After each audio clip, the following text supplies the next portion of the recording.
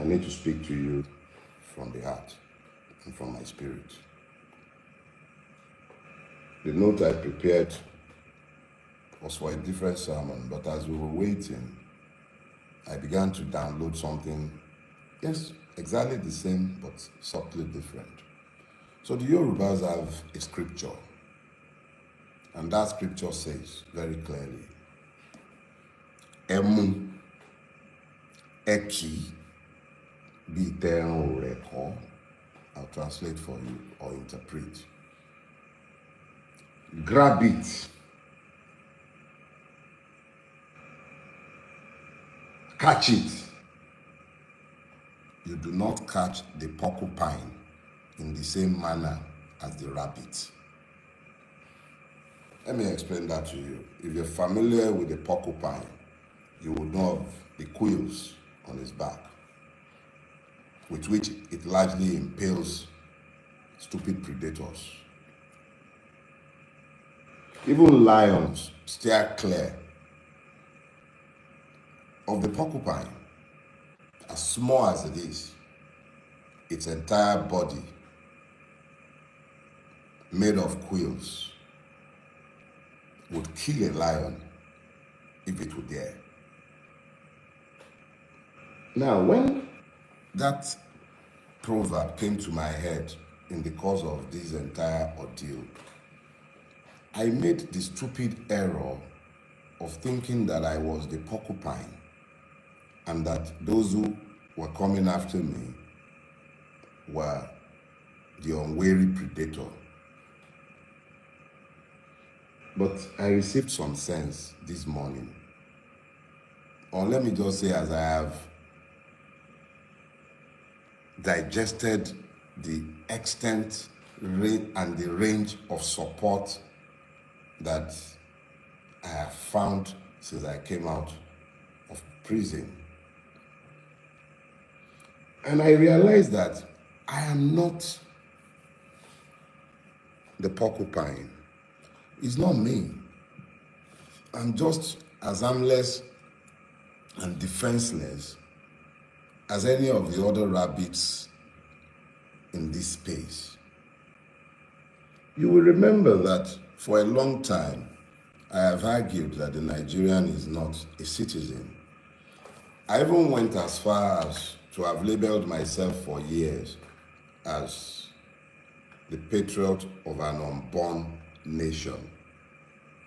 And then I believe on my Twitter feed, you find me labeling myself a victim of Nigeria. And I have multiple times spoken to the victimhood of the Nigerian people. I have lamented for years that what truly assails the Nigerian is the complete absence of the rule of law in our country, and how this has left all of us defenseless and as praise in what has become a country of pain. I have spoken to you about this for years, you know. I spoke to you about it, that we are all victims, that we have all become as victims in the country that we have managed to build. I told you how we were all running away.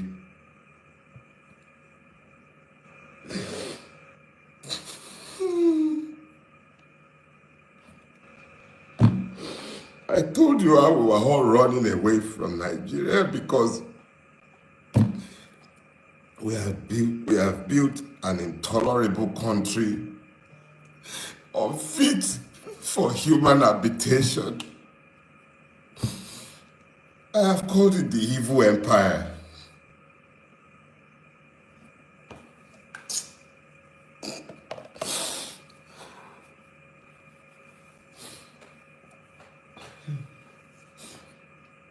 I have called it the evil empire. I've spoken to the fact that because of what we have all collectively tolerated, we have lost our country and we have become as slaves in the country that we have all built. And we are all to blame. It was the idiot standing behind pulpits as I'm speaking with you, preaching injustice and lies to the people and helping them to normalize the madness that has overtaken all of us. I said this for years. So I am just as much a victim as each and every one of you. These are the first tears I have shed since my friend Ogunlanu died. I'm not given to tears, and I'm sorry. See, back to the issue. We all built this. We made this mess together, and it will take all of us to resolve the mess that we have made. It will take all of us. Without all of us functioning as one, the way you found the grace to function as one in the last month, you all acted as one. It wasn't about being Christian, being Muslim. They divided us along too many lines. Damn!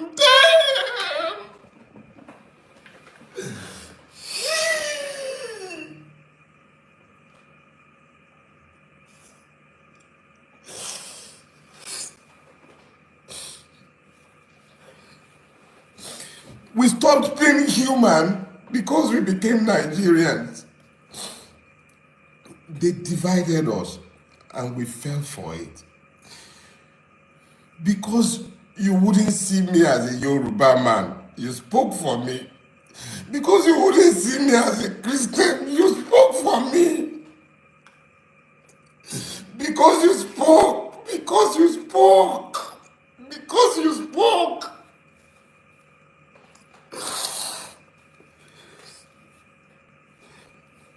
Because you spoke, Nigeria couldn't happen to me. Because you spoke. The only reason Nigeria couldn't happen to me is because you spoke. You spoke. That is why Nigeria couldn't happen to me. And yeah, Nigeria couldn't happen to me. Emu, Eki, Bitero Reko. You found your voices. I became you.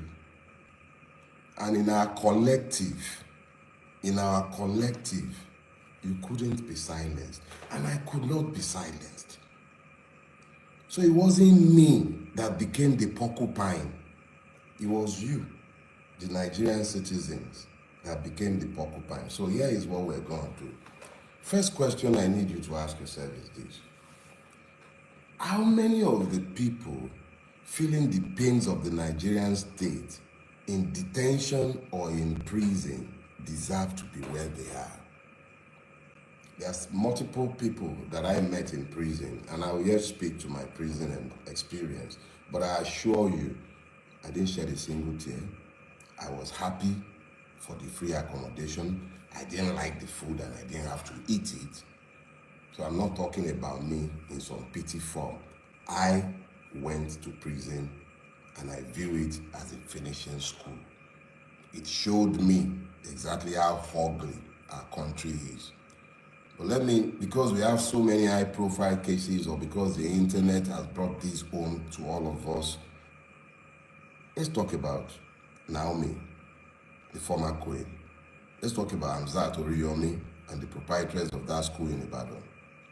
Exactly what is it that they have done that has earned them the need to be in prison? We should ask that question, but not because of them, but because of the many other persons without names that you and I have no knowledge of who are languishing in prison. Have you thought about that? If they would do that with those ones, what are they doing with those that nobody knows? They did it to me. You made it you.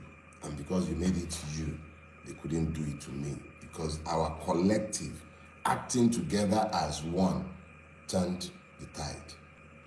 The tide turned because we acted as one. Some Bulabas spoke for me. Obedience spoke for me. My brother in the revolution now movement, all of them spoke for me. Traditional rulers, you all spoke, and because you all spoke, I couldn't be treated the way each and every one of the other persons who do not deserve to be in prison were treated. The system resisted. I spent 21 days in captivity. 21 days. For those of you who are inclined to the spiritual, you understand the significance of 21 days. It pleased God that I should be kept in captivity for 21 days. The full cycle of a woman, the full cycle of Mother Nature. 21 days I was kept. There are some stories to be told on other days. But it's a long walk to freedom, but it could also be a short walk. It depends on each and every one of us. But the one thing that has become very clear to me, is that whatever we are going to get, we are going to have to act as one. We cannot continue to divide ourselves the way we've been horribly divided. We've got to act in concert, and in acting in concert, we should be able to achieve better results. Yorubas have this proverb, they say, "Ayẹ̀rìn lọ́wọ́ ọwọ́ ọmọ ejò ló ń ṣekú pa wọ́n." It simply means that if the reptiles, snakes, would act together in concert, then they would not die the way they die, since they rarely ever walk in pairs. We are the ones who have divided ourselves. My current travels, no, not travels, there is no traveling anything. Let me just say my current experiences or my past experiences, in my own candid opinion, highlights the need why we all have to act in concert. We need to agree what our own enlightened selfish interests might be. And I assure you there are multiple interests, because there is nothing that afflicts one part of this country that does not afflict the other. There is nothing that afflicts me that I didn't see afflicting multiple others that I saw in prison. And I know of multiple cases on a day-to-day basis in Nigeria where the totality of the flaw or the completion of everything is found in the knowledge that the Nigerian is not a citizen.